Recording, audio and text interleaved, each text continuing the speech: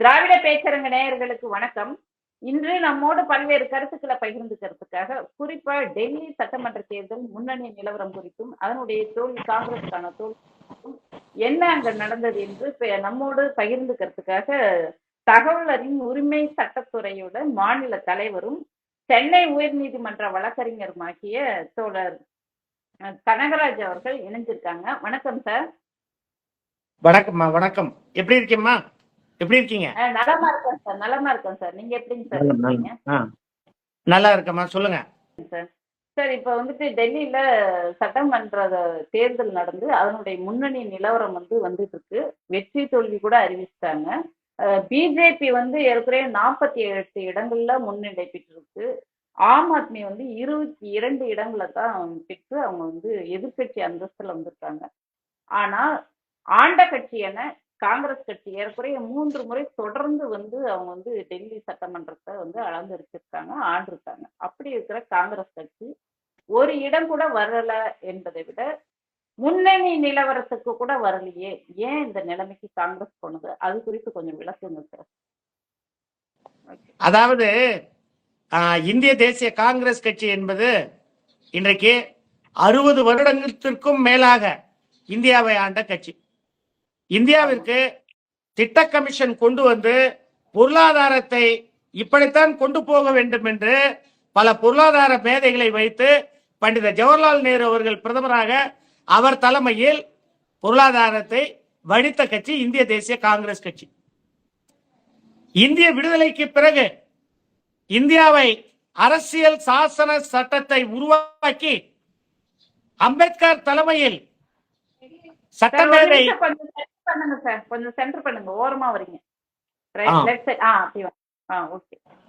இந்திய சட்டமேதை மாமேதை அம்பேத்கர் தலைமையில் அரசியல் சாசன சட்டத்தை உருவாக்கிய கட்சி இந்திய தேசிய காங்கிரஸ் கட்சி. இந்தியாவில் ஜனநாயகத்தை நிலைநாட்டிய கட்சி இந்திய தேசிய காங்கிரஸ் கட்சி.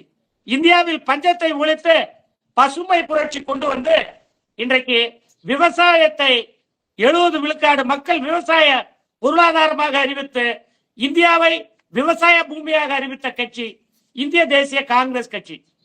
இந்தியாவில் மருத்துவம் கல்வி கண் கண்ட காமராஜனுடைய கனவை இந்தியா முழுவதும் நனவாக்கிய கட்சி இந்திய தேசிய காங்கிரஸ் கட்சி.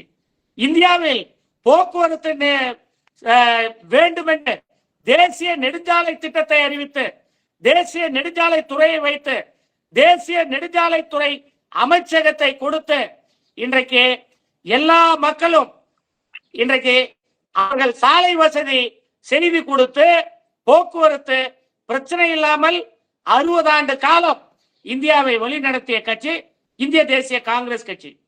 இந்தியாவிலே பக்ரானங்கல் டேம், சாத்தூர் டேம் 8 அணைகளை தமிழ்நாட்டிலே கட்டி இந்தியாவிலும் அதே போல கட்டி நீர் மேலாண்மை கொண்டு வந்து விவசாயத்தை பெருக்கிய கட்சி இந்திய தேசிய காங்கிரஸ் கட்சி. எம்.எஸ். சாமிநாதன் அவர்களை விதை ஆராய்ச்சி செய்து அவர்கள் மூலமாக இந்தியாவிலே புதுவிதமான நெற்பயிர்களையும் கோதுமை பயிர்களையும் இன்றைக்கு காய்கறிகளையும் இந்தியாவிலே விளைவித்து இந்திய மக்கள் தண்ணீரகற்று தன்னிலை பெற வேண்டும் என்பதற்காக உணவு தன்னிறைவு கொண்டு வந்தது இந்திய தேசிய காங்கிரஸ் கட்சி. அப்படிப்பட்ட பெருமைக்குரிய இந்திய தேசிய காங்கிரஸ் கட்சி 60 ஆண்டு காலம் பண்டித ஜவஹர்லால் நேருவை தொடங்கி அதன் பிறகு இரும்பு மங்கை அன்னை இந்திரா காந்தி வரையிலும் பங்களாதேஷை பிரித்து கொடுத்து வெளி உறவுத்துறைக்கு பாகிஸ்தானில் இருந்து பங்களாதேஷை பிரித்து கொடுத்து இந்தியாவின் பலத்தை இன்றைக்கு உலகம் அறிய பலமான நாடாக பலமான ராணுவத்தை கொண்ட தேசமாக மாற்றியது இந்திய தேசிய காங்கிரஸ் கட்சி. தொலை தொடர்பு துறையில் இன்றைக்கு உங்களோடு நான் ஆண்ட்ராய்டு போன் மூலமாக தொடர்பு கொண்டிருக்கின்றேன் என்றால் இதற்கு வித்திட்டவர் மறைந்த பாரத ரத்னா ராஜீவ் காந்தி அவர்கள். அவர்தான் தொலை தொடர்பினுடைய தந்தையாக இருந்து இன்றைக்கு எல்லா மக்களிடமும் ஆண்ட்ராய்டு போன் எல்லார்கிட்டையும் இருக்கு. இன்றைய ஆண்ட்ராய்டு போன் வந்ததுனால எல்லா மக்களும் தூரத்தில் இருக்கின்ற மகனையும் மகளையும் பிரிந்து வாழ்கின்ற வெளிநாடுகளில் வேலை செய்கின்ற அனைவரும் ஏதுவாக வாழ தொலைத்தொடர்பு துறையை கொண்டு வந்த தந்தையாக விளங்கிய தொலைத்தொடர்பு துறை இந்தியாவுக்கு கொடுத்த கட்சி இந்திய தேசிய காங்கிரஸ் கட்சி.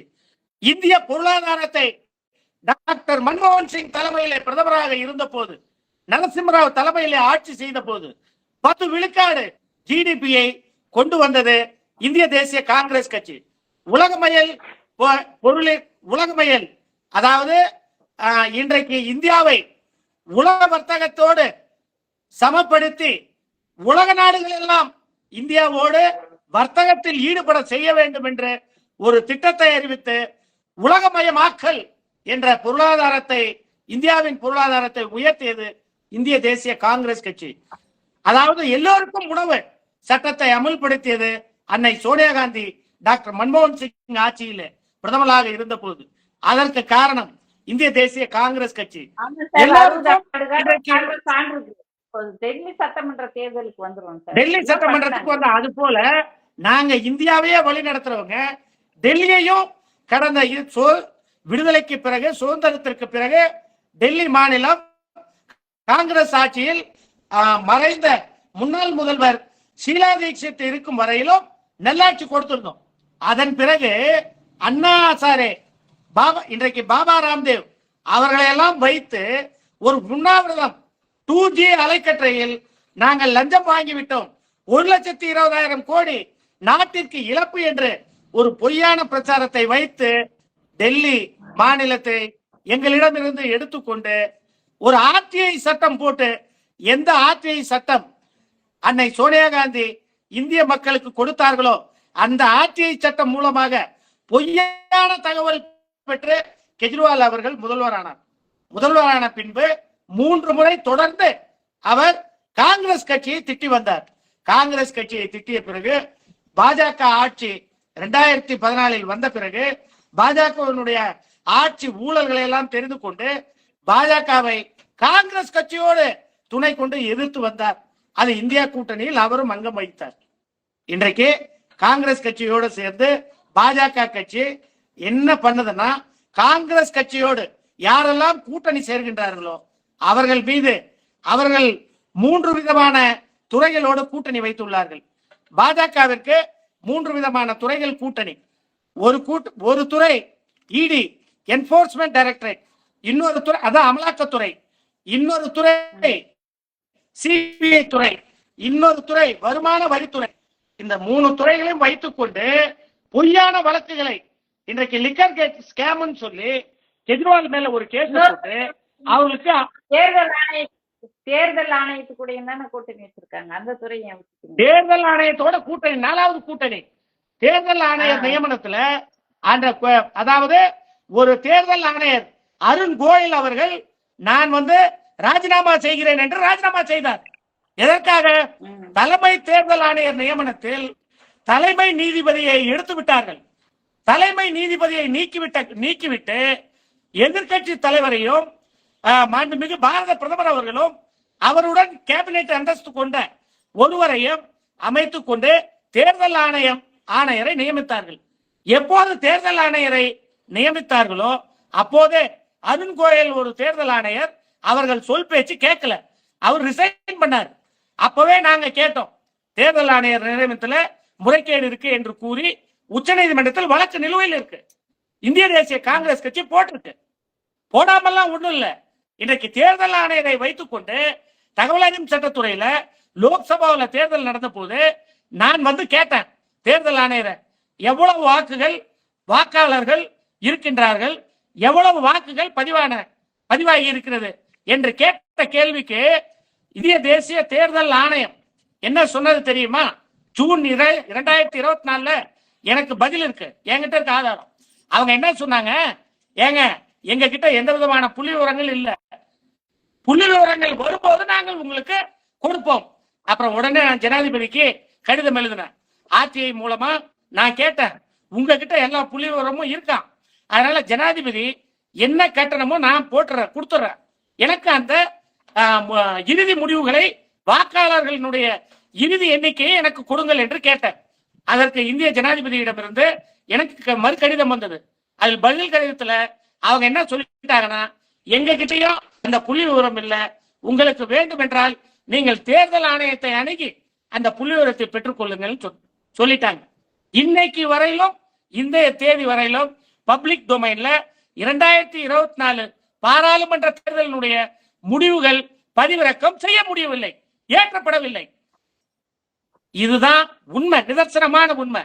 அப்படி இருக்கின்ற ஒரு தலைமை தேர்தல் ஆணையர் நடத்துகின்ற தேர்தலில் என்ன முடிவுகள் வரும் என்று எனக்கு தெரியும். நேற்றைய தினம் நியூஸ் 7 சேனல்ல பேசும்போது இதே கருத்தை பதிவு பண்ணியிருக்கேன். இல்ல, நீங்க சொல்றது கேட்டுக்கலாம். இப்ப கர்நாடகாவுல காங்கிரஸ் வெற்றி பெற்றிருக்கு, தெலுங்கானாவுல காங்கிரஸ் வெற்றி பெற்றிருக்கு. அப்பயே உங்க கூட எல்லாம் கூட்டணி தானே இருந்தாங்க, அங்கெல்லாம் எப்படி தர முடிஞ்சது? அதாம்மா, இப்ப இது செலக்டிவ். இது அதாவது பிஜேபிக்கு எங்கேயுமே வாக்காளர்கள் இல்லாத இடத்துல தேர்தல் ஆணையத்தில் பண்ணிட்டாங்கன்னா, தில்லுமுள்ளு பண்ணாங்கன்னா தெரிஞ்சு போயிடும். சோ எங்க அவங்களுக்கு ஏற்கனவே வெற்றி பெற்ற இடங்கள் இருக்கிறதோ அந்த மாநிலங்களில் மட்டும்தான் அவர்கள் இந்த வாக்கு சதவீதத்தை கூட்டுகின்றார்கள். உதாரணத்திற்கு மகாராஷ்டிராவிலே 37 லட்சம் வாக்காளர்களை கூட்டி உள்ளார்கள். இந்திய பாராளுமன்ற தேர்தலில் 4வது கட்ட தேர்தல் நடக்கும் போது 70 லட்சம் வாக்காளர்களை கூட்டி உள்ளார்கள். 7வது கட்ட தேர்தலில் அவங்க 80 லட்சம் வாக்காளர்களை கூட்டியிருக்காங்க. என்னுடைய குற்றச்சாட்டு, பிரதான குற்றச்சாட்டு என்னன்னா, 1.5 கோடி புதிய வாக்காளர்கள் சேர்க்கப்பட்டுள்ளனர். அது எப்படி என்று நான் ஆட்சியை மூலமாக கேட்டதற்கு அவர்களிடம் பதில் இல்லை என்று ஜனாதிபதி அவர்களும் கூறிவிட்டார். தேர்தல் ஆணையமும் என்னிடம் பதில் இருக்கின்றது. நான் அதை தொடர்ந்து உச்சநீதிமன்றத்தில் வழக்கு தொடர உள்ளேன். அந்த நிலையை தான் நான் சொல்றேன். அந்த புள்ளியிலிருந்து வைத்து பார்த்தால் இடி, சிபிஐ, ஐடி இவங்க 3 பேரையும் வச்சுக்கிட்டு ஆன்டி பிஜேபி யார் யார் பாஜக கட்சி மத்திய மைனாரிட்டி பாஜக ஆட்சியை எதிர்க்கின்றார்களோ அவர்கள் மீதெல்லாம் பொய்யான ஒரு வழக்கை போட்டு அந்த கட்சியை நாசம் செய்வதுதான் இன்றைக்கு தேர்தல் ஆணையத்தினுடைய வேலை. அதுதான் பாஜக மத்திய மைனாரிட்டி பாஜக கட்சியினுடைய வேலை. அதுதான் இப்ப தொடர்ந்து நடந்துட்டு இருக்கு. சோ அந்த புள்ளியில வைத்து பார்த்தா காங்கிரஸ் கட்சி ஏன் ஆட்சி இழந்தது, ஏன் ஒரு சீட்டை கூட பெற முடியவில்லை என்று கேட்டால், ஒரு காங்கிரஸ் கட்சி தொண்டனாக வெளியிலிருந்து பார்க்கும் நான் ஒரு இந்திய குடிமகனாக பார்த்து கூற வேண்டும் என்றால், ஒரு தொண்டனாக என்னுடைய கருத்தை பதிவு செய்கின்றேன். தலைமை தேர்தல் ஆணையர் அந்த கூட்டணி தான் இன்றைக்கு பாஜகவிற்கு வெற்றியை கொண்டு வந்திருக்கு அப்படின்னு சொல்ற பகிரங்கமான குற்றச்சாட்டை வைக்கிற தேர்தல் ஆணையத்தின் துணையோடு தான் இன்றைக்கு பாஜக டெல்லியில ஆட்சி அமைக்கின்றது. அது மட்டுமல்ல, பொய்யான வழக்குகளை சார் இப்ப நீங்க சொல்றத பார்த்தா இது ஓட்டர்ஸுங்க பிஜேபிக்கு ஆதரவா நிறைய பேர் சேர்த்திருக்காங்க அப்படின்னு சொல்லிட்டு தான் நீங்க இப்ப சொல்ல வரீங்க, அப்படித்தானே சார்? ஆமா, எங்களுடைய எதிர்கட்சி தலைவர், அருமை தலைவர் ராகுல் காந்தி அவர்களே பாராளுமன்றத்தில் இதை பதிவு செய்திருக்கிறார். அந்த கேட்ட கேள்விக்கு பதில் இல்லாமல் பாராளுமன்றம் முடக்கப்பட்டது. நான் ஒரு வாரத்துக்கு முன்பு. அதுதான் நிலைமை. சோ நான் என்ன சொல்ல வரேன்னா, அது ஒரு காரணம்.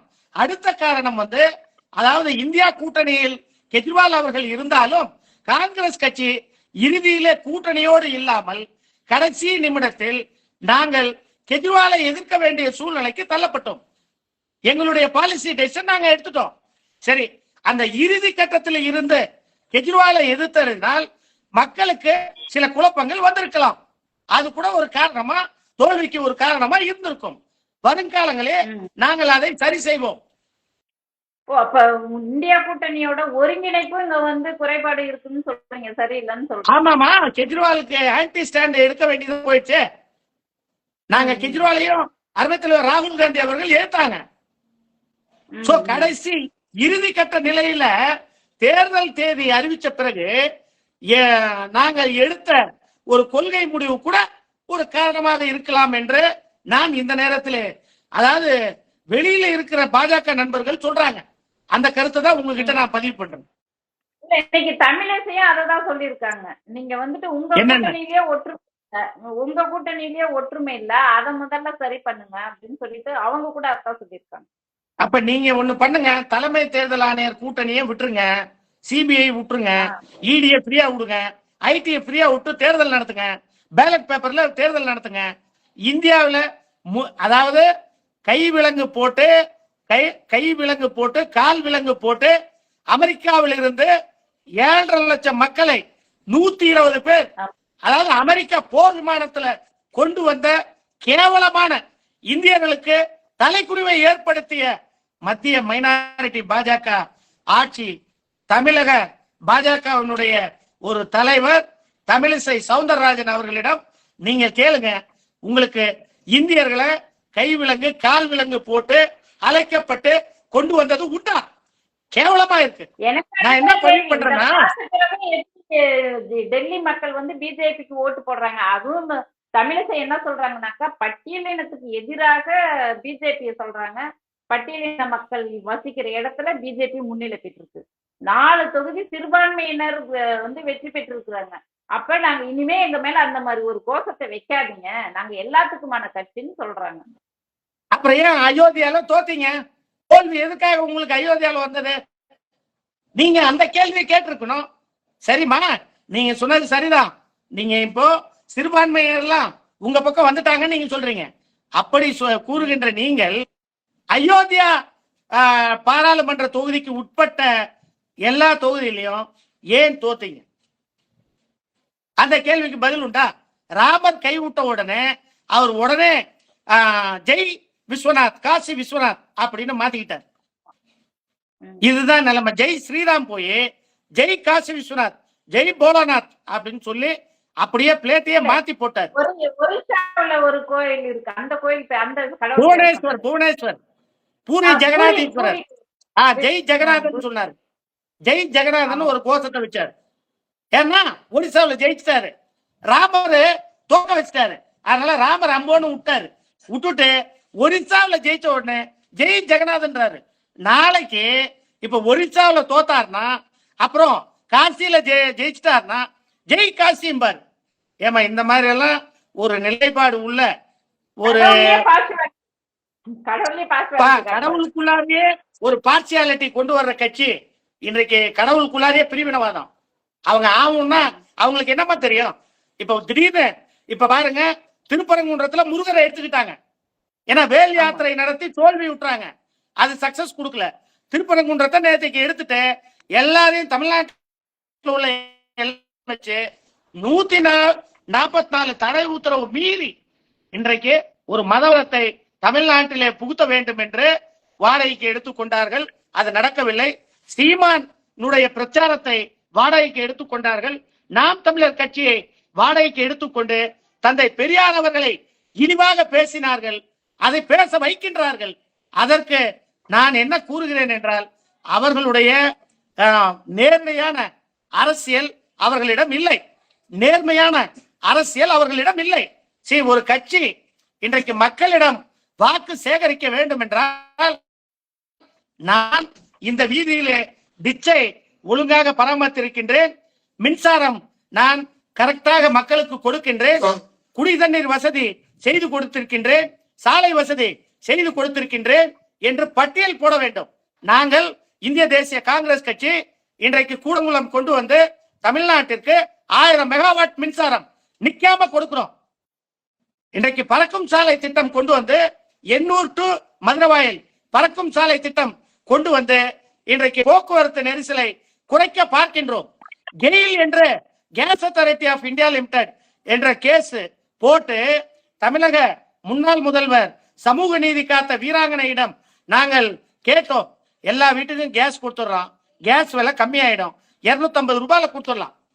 அதற்கு வழக்கறிஞர் நான் அந்த வழக்க அவங்க அனுமதி கேட்கும் போது மாண்புமிகு மறைந்த முன்னாள் சமூக நீதி காத்த வீராங்கனை அவர்கள் தடையாக இருந்தார்கள். அந்த திட்டத்தை அமல்படுத்த விடவில்லை. விவசாயிகள் பிரச்சனை காட்டி அந்த திட்டம் கைவிடப்பட்டு விட்டு இப்போதுதான் அந்த திட்டம் செயல்பட தொடங்கியுள்ளது. அது காங்கிரஸ் கட்சியினுடைய திட்டம். அந்த திட்டம் போட்டா இன்னைக்கு கேஸ் விலை எவ்வளவு வந்திருக்கு? சிலிண்டர் விலை 1050 ரூபாய் இருக்கு, அது 250 ரூபாயில இருந்து 500 ரூபாய்க்கு வந்திருக்கும். பெட்ரோல் டீசல் விலையை குறைப்போன்னு சொன்னாங்களா? இன்னைக்கு 100 ரூபாய் தாண்டி ஓடுது. இன்றைக்கு உலக பொருளாதார சந்தையில இந்தியாவினுடைய ரூபாய் மதிப்பை பார்த்தால் இன்றைக்கு டாலருக்கு நிகராக 87 ரூபாய் தொட்டிருக்கு. இது 60 ஆண்டு கால ஆட்சியில் இருக்கா? 100 ரூபாய் கொடுக்குன்னா நீங்க என்ன சொல்ல வரீங்கன்னு புரியுது. மக்கள் நல திட்டங்களை எதையுமே செயல்படுத்தாம இடி, சிபிஐ, தேர்தல் ஆணையத்தை கூட்டணியா வச்சுக்கிட்டு இவங்க வந்துட்டு ஜெயிச்ச மாதிரி அறிவிச்சிடுறாங்க. மாநிலத்துக்கு மாநிலம் வேறுபடுதுன்னு சொல்ல வரீங்க. அதேதான். முழுக்க முழுக்க லெப்டினன்ட் ஜெனரல் அவர்களை வைத்துக் கொண்டு கெஜ்ரிவால் அவர்களை ஆட்சியில் அவர் எங்களுக்கு எதிராக இருந்தாலும் கெஜ்ரிவாலை ஆட்சி செய்ய விடாமல் எல்லா விஷயத்துக்கும் அவர் நீதிமன்றத்தில் தானே இருந்தாரு. அவர் சீட்டே உட்கார்லையே. அவருடைய பிஏவை பிடிச்சி உள்ள போட்டாங்க, அவரை பிடிச்சி உள்ள போட்டாங்க, அவருக்கு நெருக்கமான சிசோடியாவை பிடிச்சி உள்ள போடுறாங்க. யார் யார் மக்கள் பணிகளை திட்டங்களை செய்கின்றார்களோ அந்த அவர்களெல்லாம் இன்றைக்கு சிறைக்கு அனுப்புவது, பொய்யான வழக்கு போடுவது, இதுதான் இன்றைக்கு மத்திய மைனாரிட்டி பாஜகவினுடைய ஃபார்முலா, மத்திய நாக்பூர் RSS ஃபார்முலா. சார், இப்ப இது குறித்து நீங்க கோர்ட்டுக்கு போவீங்களா? இப்ப நீங்க சொன்னீங்கல்ல தேர்தல் ஆணையத்தை கூட்டணி ஏற்கனவே நீதிமன்றத்துல தலைமை ஆணையர்கள் விஷயத்துல நாங்க இந்திய தேசிய காங்கிரஸ் கட்சி உச்ச நீதிமன்றத்தை அணுகி உள்ளது. அந்த கோர்ட் வழக்கு வருகின்ற நினைக்கின்ற 30ஆம் தேதி வருகின்றது.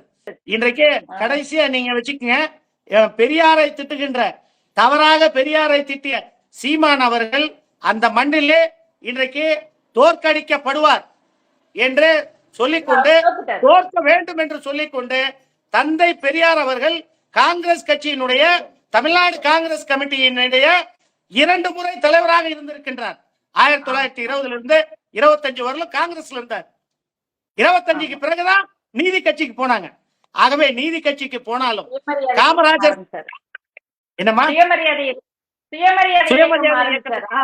அதுக்கு முன்னாடி இருந்தார்.